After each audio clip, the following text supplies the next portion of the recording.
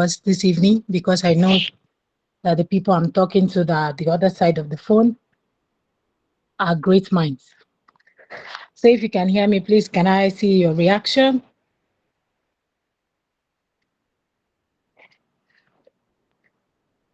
Okay. No, we are So, hearing. okay. So this evening, we'll be talking about social media for advocacy and activism. I don't know, I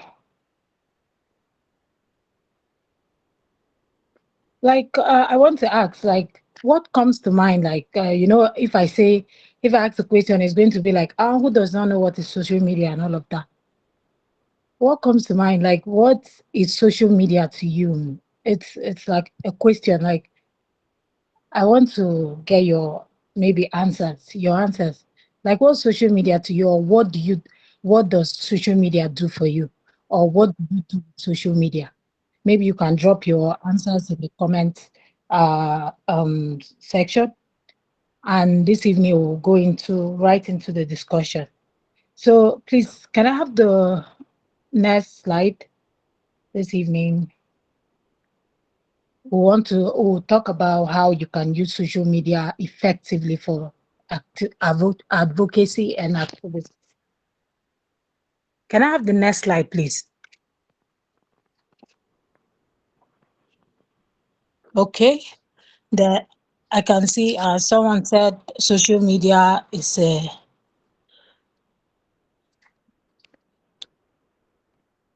okay. Social media is an open digital world. Wow, that's beautiful. That's beautiful. So this evening, we are going to talk about go deeply into what social media is, and wow, social media is a digital platform in which people come. Okay, okay, just keep your answers coming. It's a digital platform in which people come from various angles of the world and interact. Beautiful, beautiful. And I'm glad that we have an understanding of wow, wow, that's beautiful. That's beautiful. Keep your answers coming, and wow, that's beautiful, beautiful. And one thing that will make this class very interesting this evening is that I got to understand with our answers, getting to understand that we all understand what social media is and what it can do for us. So this evening, my introduction is social media is a digital platform that enables people to create, share, and interact with content and communities in real time. That is like it helps people to be able to interact with each other, communicate with people from different parts of the world at the same, like in real time. You post something on social media on any platform at all. You post something, people from different parts of the world. Okay, maybe you are like in Nigeria, and then you post something online. You discover that people from UK, people from different parts of the world, you discover that they are commenting on your post, and you're responding and all of that.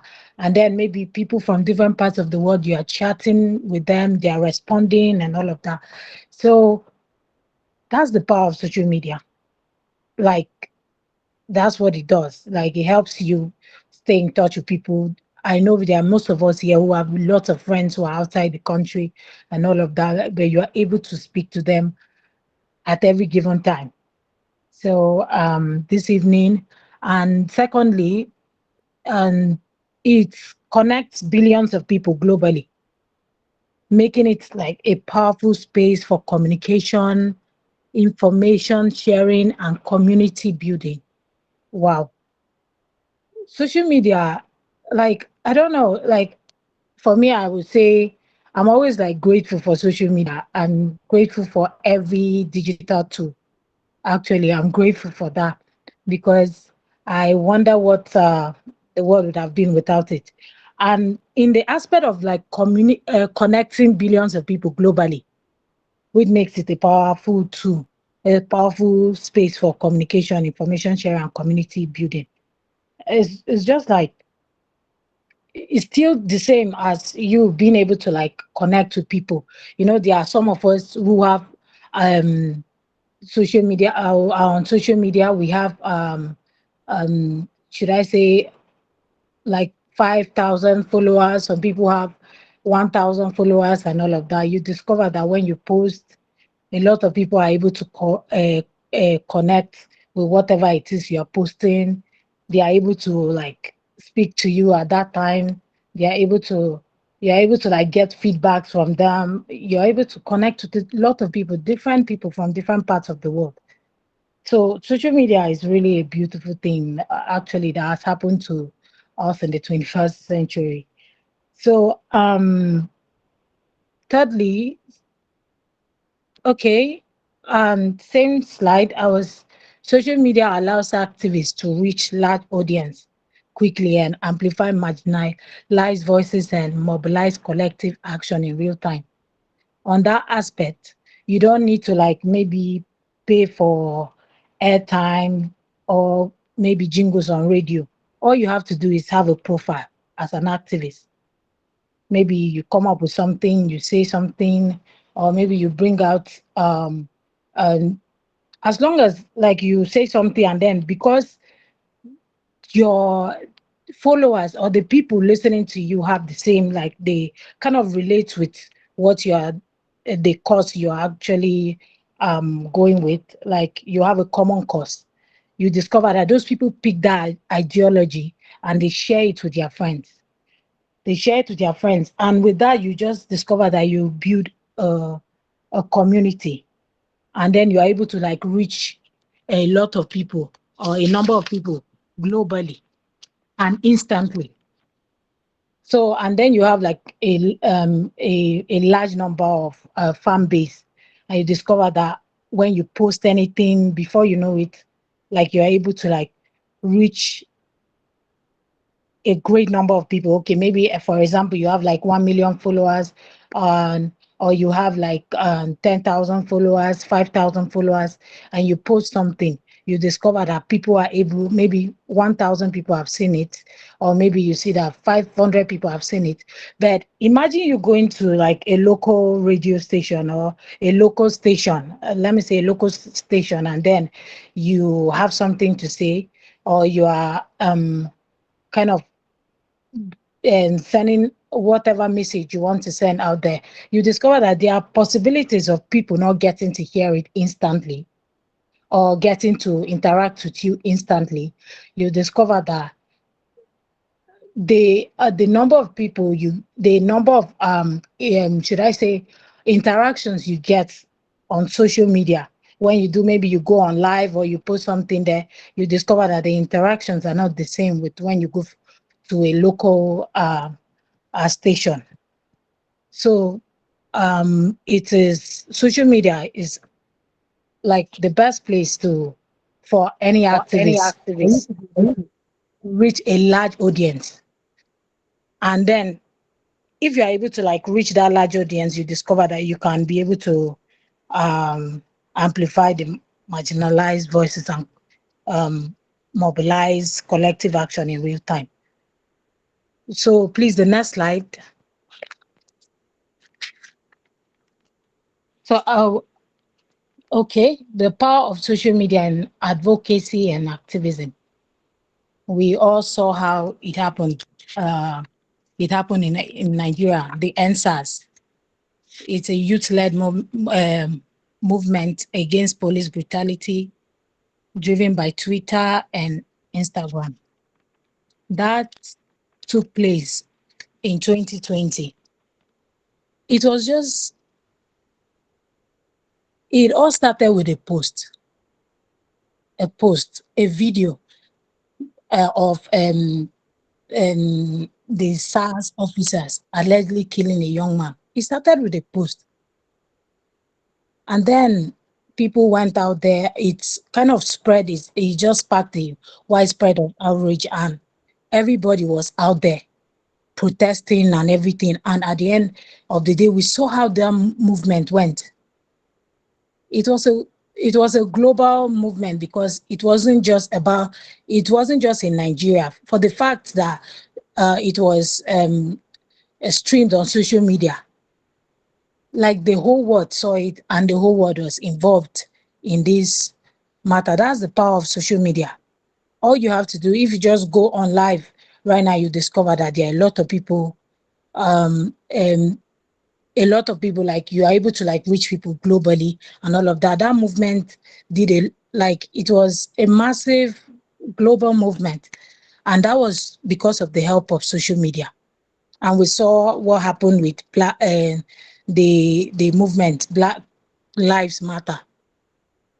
It sparked global protest against racial injustice through hashtags and viral videos. Like the whole world was interested, everybody and it pushed the movement like globally, and it was something that kind of no one could actually forget in a hurry because of all the things that happened in that time. And the Arab Spring, it was the Facebook and Twitter. They used to mobilize the protests. That movement actually brought about the resignation of the president then. That's what social media can do. When you post out something out there and people are able to like relate with that, or it kind of sends a message to people in such a way that maybe they kind of relate with what you are saying or what you're doing. You discover that people key into all these things, and then they move it to the level of making it.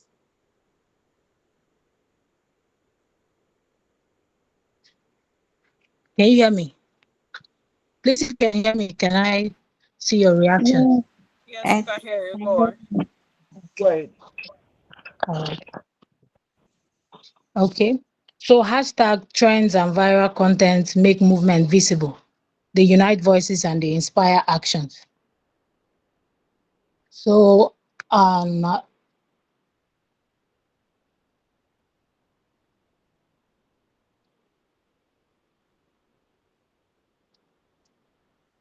Hello, can you hear me? they make you can you hear me? Can you all hear me? Yes, yes, I can hear you. Okay. Go ahead. Please the next slide, please. Okay. So I'll be talking about choosing the right platforms. Okay, Twitter, which is X now, is best for real-time updates. That's advocacy threads, hashtag trends, and all of that. Anything you know that is widely discussed, you know that any topic that you know that is widely discussed or is trending, you discover that if you want to maybe see those kind of posts, or maybe you want to interact with people on widely discussed around the world, and what is maybe should I say what is widely discussed and what is trending. If you want to have that kind of engagement, you go to Twitter, which is X. And then Instagram, you have strong visual impact that's used for posters, reels, and stories. On Instagram, if you want to like maybe have like real discussions, like related stories that kind of resonates with one.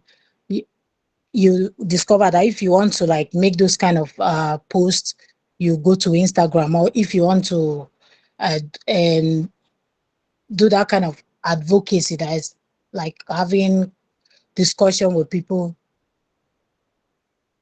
just by using posters and reels, you discover that you have those kind of engagement on Twitter. But on TikTok, TikTok is great for creative and engaging short form content. On TikTok, if you go to TikTok, maybe TikTok is not really the place where you go to do maybe a very long video.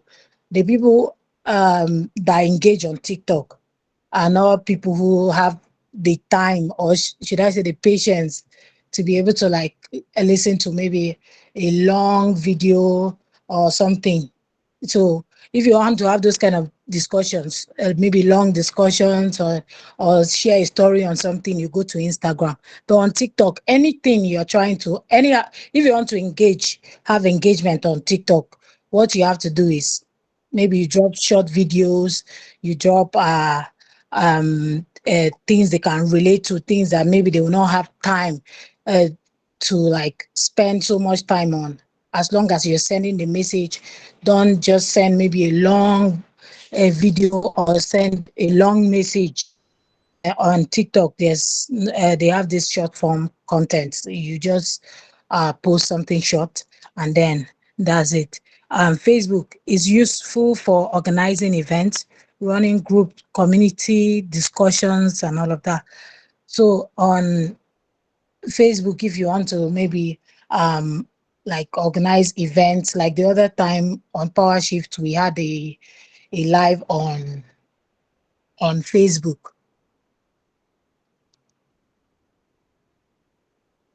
So if you want to do like maybe events and maybe groups or have these community discussions, you can do that on Facebook. And on LinkedIn, LinkedIn is ideal for professional activism and policy engagement. Don't do anything other than anything that is outside professionalism is not on LinkedIn at all. It's not supposed to, you can't actually have engagement on LinkedIn. LinkedIn does strictly, it works strictly on professionalism and all of that. So the next slide, please.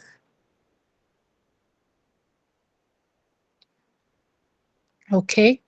Crafting effective messages. Okay.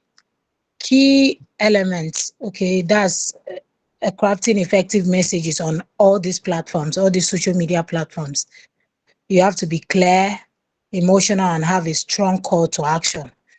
Like how we last week, I think it was last week, and we had our facilitator Joe Anthony speak to us, and we like it's all the message kind of left all of us all stunned and all of that.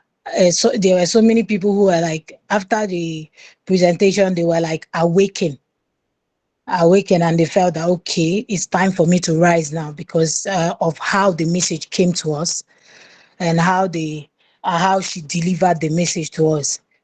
So um, it was very clear. The message was very clear. And talking about emotion, you have to like drop messages that resonate with people. You have to like drop posts or share things that resonate with people, that will now make people feel they have to move at that time. They have to stand up from wherever they are. Like just as I told us about the example, the message of the presentation of Joe Anthony last week, it was very clear, and it kind of we connected with the message with the presentation emotionally, and she had a very strong call to action, and it was beautiful. Everybody felt the feedbacks. Everybody was like, "Oh, I felt this, I felt that," and it was wonderful. So you can use storytelling, share personal experiences that people can that relate to the course. So you can share like personal experiences and all of that. So and visuals matter. That infographics, short videos, and memes help simplify and spread your message. Same, I'm still going to use Jo Anthony's presentation. She used a video, and a lot of people I know very well, they kind of related to it, and it was wonderful. So the message was simplified, and she spread her message, and we got everything that we needed to get in that message that day. So the next slide, please. So engagement strategies. You build a community build a community that's connect with like-minded individuals, engage with comments and messages. I think should I say let me say I'll use PowerShift as an example.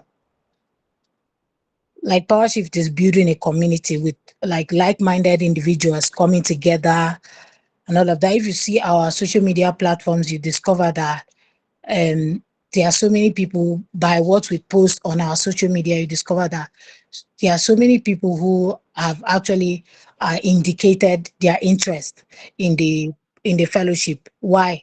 Because of um, our post, and then we are able to like attract like-minded individuals to engage with us. So collaborate, that's partner with influencers, NGOs, and online communities.